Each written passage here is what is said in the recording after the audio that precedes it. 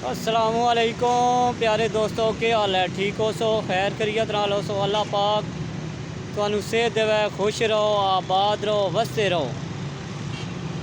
जितों तक जनाब मेरी आवाज़ जा रही है, सब दोस्तों मेरी तरफों सलाम ते लव यू है।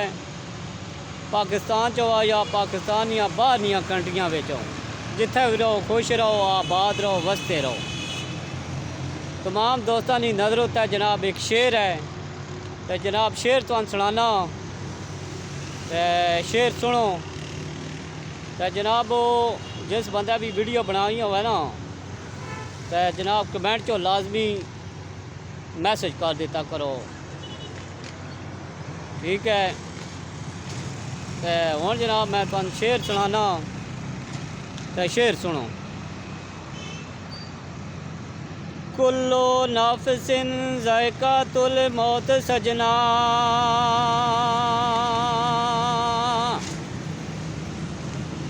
मज़ा मौत दा सब ने चखना है,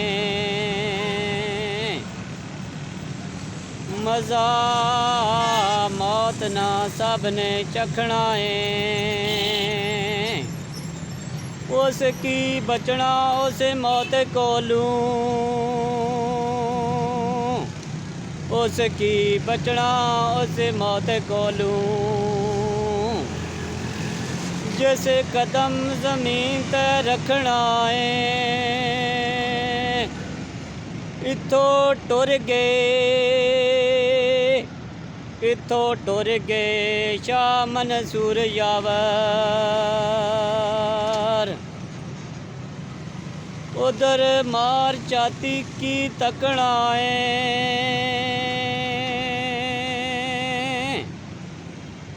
टुर मसौद भी एक दिन ज़रूर जासी, ताई दामन प्यार दा साफ जे रखना है। लव यू हो गया दोस्तों, दुआवां याद रखना, जिथे भी रहो आबाद रहो, वसते रहो, खुश रहो। मेरिया तुहाड़े वास्ते दुआवां नो, अल्लाह पाक तुहानू इज्जतां देवे। होर है वेखो जेलम ना जनाब माहौल भी तुहानू थोड़ा थोड़ा विखाना नाल हो, ए वेख्या ने नाल जनाब जीटी रोड है, माहौल पूरा वेखो।